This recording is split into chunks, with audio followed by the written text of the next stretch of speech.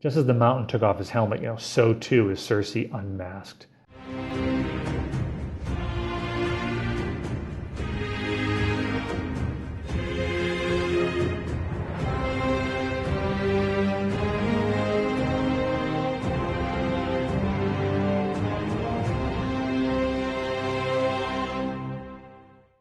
Hey everybody, this is it.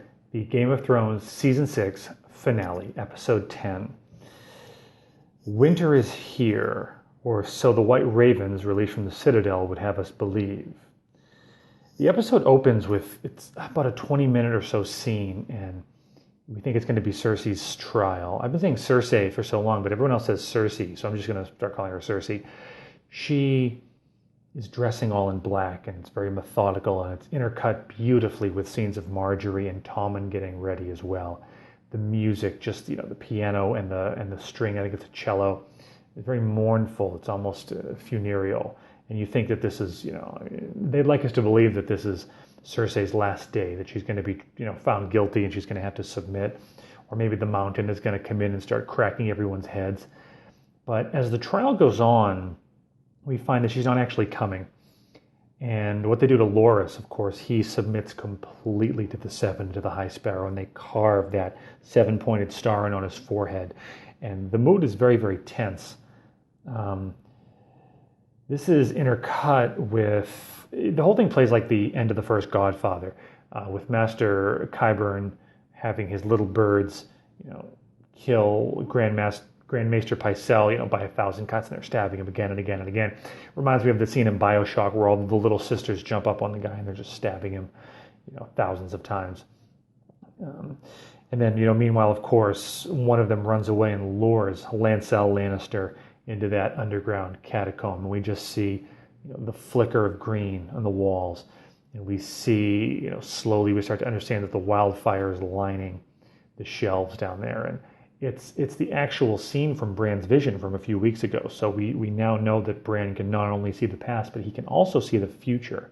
So, in addition to, of course, the green sight, which we knew allowed him to travel to the past, it's confirmed that he can also see the future. He had a premonition of this exact event, which is great. It makes you want to go through those visions like the Zapruder film. It's really very well done.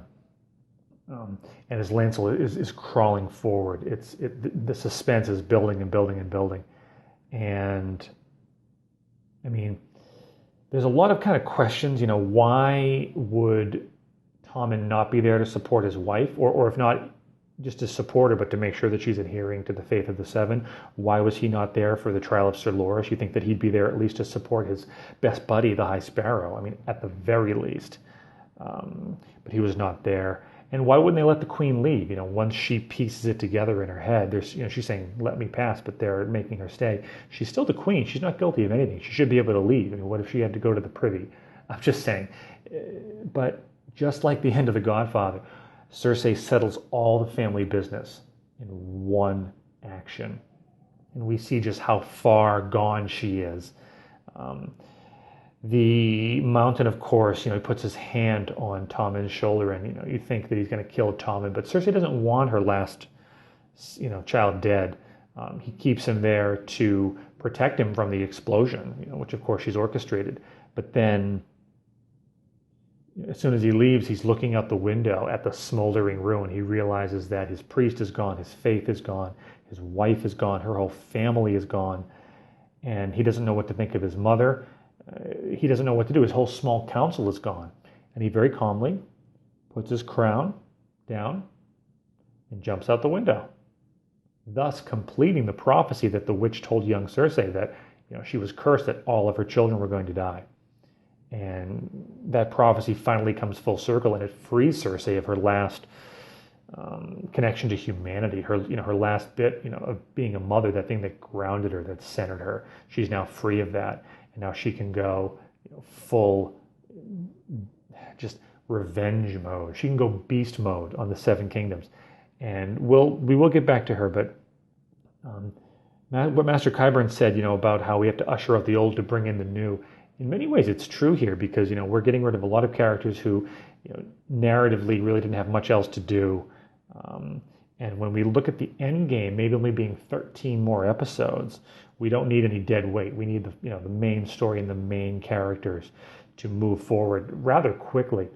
On that topic, I wish that the showrunners would just pick up some of those pieces that they left out of the books. Lady Stoneheart is a great example. Just to stretch it, not artificially, but at least give us 2 more seasons of 10 episodes each. Give us 20 more episodes. The world's so vast. We don't even know what George R.R. Martin has planned for the last 2 books. There could be, dozens of storylines he's going to include that we're never going to get a chance to see on screen. It would have to be years and years and years until they would do a remake of this, with a different cast, if they ever were even going to try it. So I wish that they were a little bit more patient. Take 18 months off. Take 2 years. Let him finish the book. Other shows do that. I mean, just as an example, Doctor Who is taking 18 months off to kind of retool and rewrite, some scripts and kind of work in the new companion and the new character. Mad Men took almost 2 years off. Things like that. Breaking Bad took, I think, a year off. It can be done just to give the creative energy time to kind of replenish itself and really don't rush to the finish line is what I'm saying. But I'm off topic anyway. But between the murder of Grand Maester Pycelle by the Sparrows, luring Lancel into the catacombs, his slow crawl towards those candles, that very primitive kind of time bomb, it was beautiful, and the music was beautiful. It was a gorgeous scene. It benefited from being on a cable network where there are no commercial breaks. It was just really, really, really well done. It was almost at the level of The Godfather with the cinematography, the editing, building the suspense, and of course the execution. And just like I said, I can't get over that shot of the window and how beautifully it was framed. When Lancel's eyes lit up green, I mean, that will really stick with me as the wildfire rocks the stones of the Sept of Baelor apart like a sandcastle. It was just gorgeous. It was visceral. It was well done. So, I mean, this wipes out the entire Lannister family not loyal to Cersei. The Tyrell dynasty is gone, leaving only the Queen of Thorns, Lady Olenna, and all she has left is her vengeance. She says to the Sand Snakes and their leader in Dorne, give us something to care about with Dorne, right? How she doesn't want to survive. All she has left is vengeance against Cersei, so she's going to throw in her lot with Dorne. And as Varys, of course, appears behind and says, fire and blood, they're going to be pulled into Daenerys and her, and her team, which now is becoming rather vast. We will definitely get to Dany in a few minutes, though, but that was a great scene where Varys kind of comes out. Not to ignore the leap in logic that Varys would somehow travel from Meereen to Dorne. If you look at the map of Westeros and Essos, you see this is not really logical. Back to Meereen to get on the ship to sail back to either Dorne or Casterly Rock. I'm not exactly sure where they're going to land. We'll have to wait a year to find out. But very unlikely. I don't think we needed Varys on the ship at the end, but I'm getting ahead of myself. So the biggest shock to me in an episode full of shocks was Marjorie. I thought for sure she was playing her own long game against the Sparrow, and we didn't get to see that unfold. When she handed the note to her grandmother with the picture of the rose, the Tyrell rose, she was just telling her, and she's telling the audience by proxy, that she's still in there, that she knows what she's doing, and she is in control of her actions. But we didn't get to see that unfold. And she's dead along with the rest of them, along with Mace Tyrell and Loras, Kevin Lannister, as well as, Grand Maester Pycelle and Lancel and the High Sparrow and all of his sparrows. The sparrows are done. That's the end of them, and Cersei is seen to that. But I really wanted to see more of Marjorie. I thought she was going to be more of a player. I would have liked to see her crowned queen and to see kind of what happened. But we will not get the chance to do that. That's not what they had in mind. So as Tommen jumps to his death, that is the end of the Baratheon dynasty. That's it. They're all gone. The only one left possibly is Gendry. But we have no idea where he is. Shireen would have been an excellent, potentially wise person to carry it on, but of course she was burned by Melisandre and Stannis. And the scene, just jumping north for a minute, where Sir Davos, the Onion Knight, confronts Melisandre about it because he found the carved wooden stag. It was powerful, and I think what Jon Snow did, letting her go, that was him saying, "Look, you saved my life. or even, he's not going to have her executed, but she's not welcome in the North anymore. Is she going to meet up with the Brotherhood without banners and somehow kind of come back into the story, or is that the last we see of Melisandre? Time will tell. So Cersei, she goes completely just like revenge has consumed her. And when she has, I never remember her name, Septa Unella, shame, basically, with the bell, has her tied to that table, and she says, I'm ready to die. And in my mind, I immediately knew what Cersei was going to say. Oh, no, not today. You're not going to die for quite some time. And she introduces Sir Gregor, and he takes off his helmet. We've all wanted to see what was underneath the helmet. A little underwhelming for me. I thought it could be more disfigured, but he's definitely very purple and discolored, and he has a lot of, skin issues. But I don't know. I don't want to know what he's going to be doing with her for this amount of time, but she does not seem happy. And as Cersei's closing the door and just saying, shame, shame, shame, over her screams, it was so powerful. She was reveling. She was wallowing in her revenge. Everyone underestimated Cersei, going all the way back to Ned Stark. I mean, she told Ned, when you play the Game of Thrones, you win or you die. And she took her own advice. Everyone underestimated her, even me. Obviously Ned, but the High Sparrow underestimated her. Tommen underestimated her. Marjorie underestimated her. No, Jaime, of all people, did not really understand who she was because, like I said before, free of the burden of being a mother and having to be a good person, she is off the chain. She is let loose. And to see what she does with it to this point, it's been horrible. But now that she's in charge of the Seven Kingdoms, I don't understand how the line of succession works there. You would think that they would... everyone's dead, so I don't know who else it would go to, but it's strange that it would go to the Queen Mother at this point. But I don't know that there's anyone left who can oppose her. Let's very quickly talk about Sam at the Citadel. I think it was nice, especially with a longer episode, that we took a minute to kind of close that arc and actually see Sam arrive at the Citadel. He's got his Valyrian steel sword. And in an episode with so many giant wow moments, my 2-word spoiler-free review of this episode was holy shit. But he arrives at the Citadel and he trying to hand the letter to the guy, and the guy's and Sam has to kind of lean over the desk to him. That was a great moment. And then he's explaining the whole story, and he's being Sam. He's being very personable and a little nervous, and the guy just opens that giant book and he looks and he's like, Sir Jorah Mormont is the Lord Commander of the Night's Watch. Well, he died, and Maester Aemon never sent us a raven. He was getting rather old. It's just great seeing him waffle. Tough crowd. It was the definition of a tough crowd. This guy wasn't going to give him an inch. So he's going to have to discuss the irregularities with the head muckety-muck at the Citadel. But in the meantime, he has access to the library. And Sam breaks his own rule a little bit about Gilly being able to go anywhere he goes.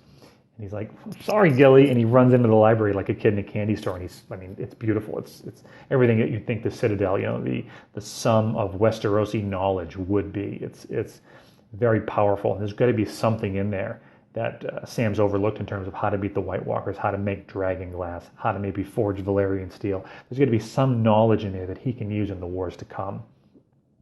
A scene which you'd think would be gigantic, but to me was a little out of place, was the scene with Walder Frey and Arya.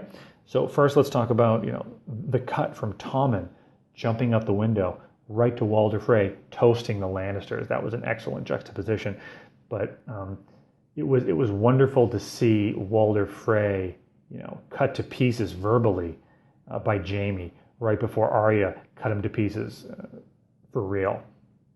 And somehow, and I don't know what the rules are here, she's able to use the many-faced kind of technology, magic, whatever you want to call it, even though she's not with Jaqen Hagar anymore. So she's able to still use those powers. And when we look at what Cersei has become, how she has let go of what was holding her back and been let off the chain, you could say the same for Arya, that I'm frightened by Arya more than most other characters, because how far will she go? She just served a man his own sons in a pie, cut them apart, made him eat them, and then cut him apart. And I did the part that I liked was she says, my name's Arya Stark, I want you to know that. and we finally have our revenge for the Red Wedding. It can't bring Robb and Catelyn back, but at least Walder Frey is finally dead.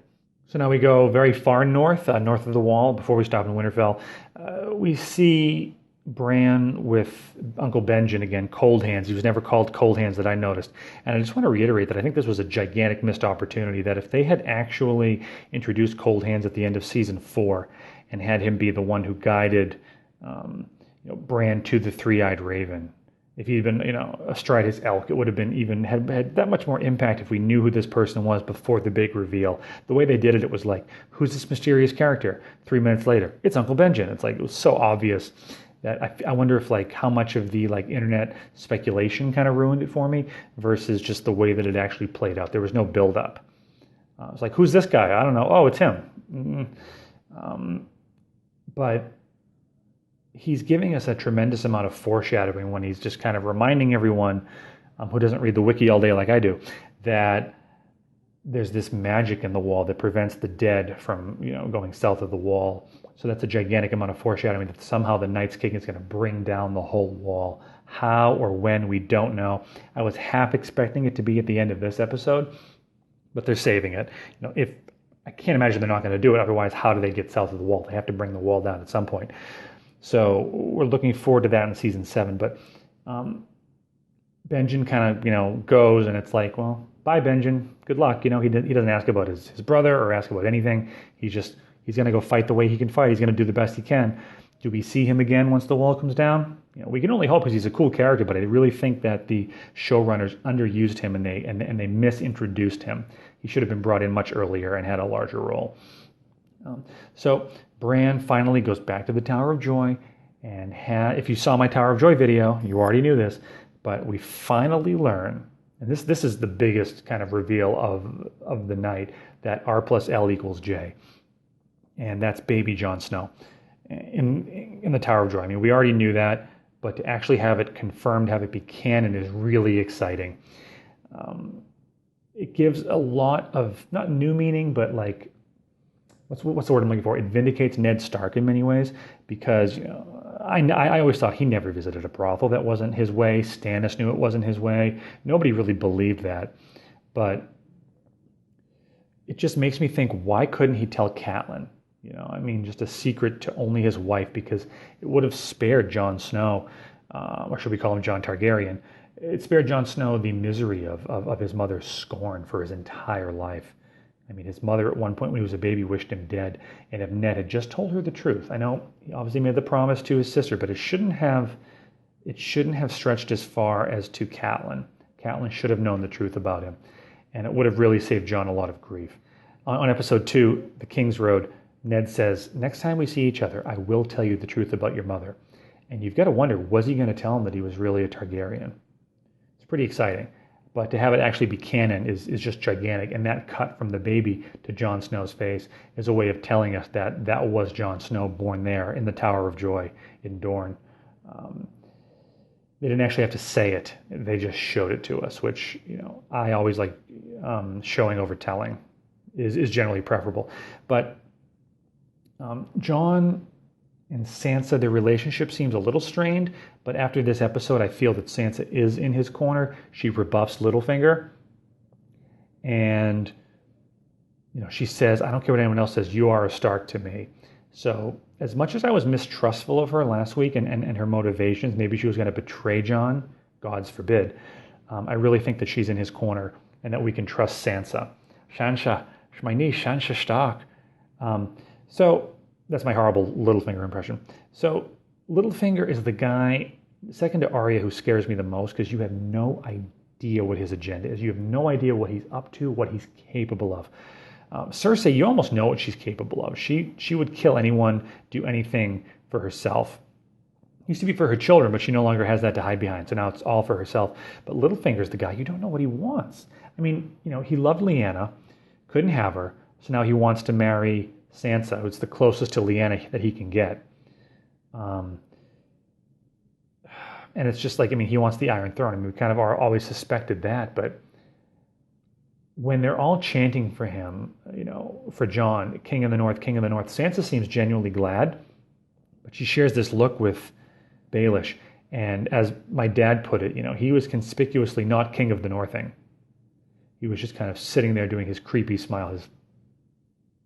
And you've got to wonder what's going through his mind. Did Jon Snow just become his enemy? Does he have to get Jon Snow out of the way? Because a king in the North is not compatible with a Lord of the Seven Kingdoms, is it?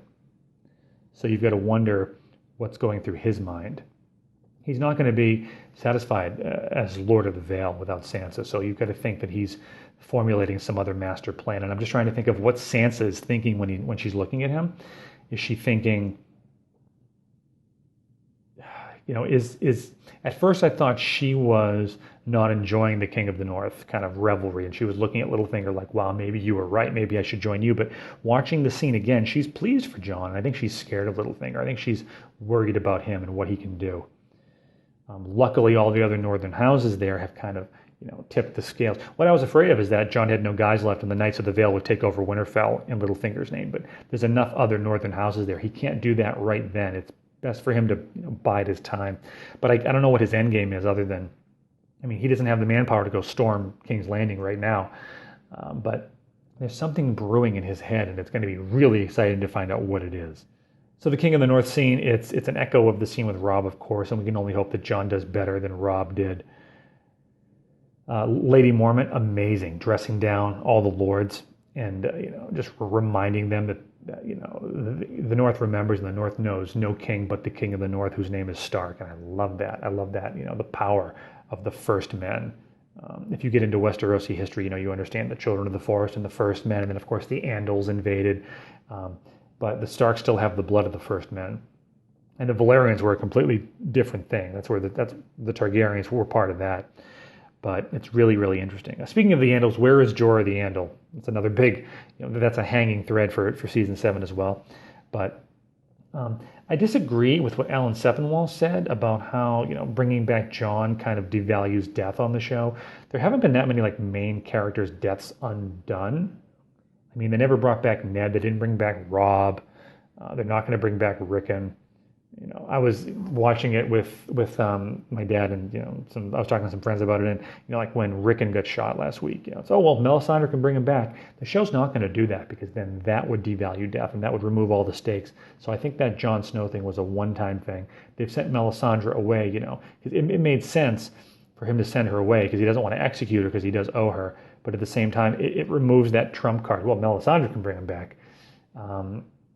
You also have to understand that it's the will of the Lord of Light. So if the Lord of Light, who I think we've established is either evil or is very, very neutral, because it would, he, she, it would demand that a child be burned to melt some snow.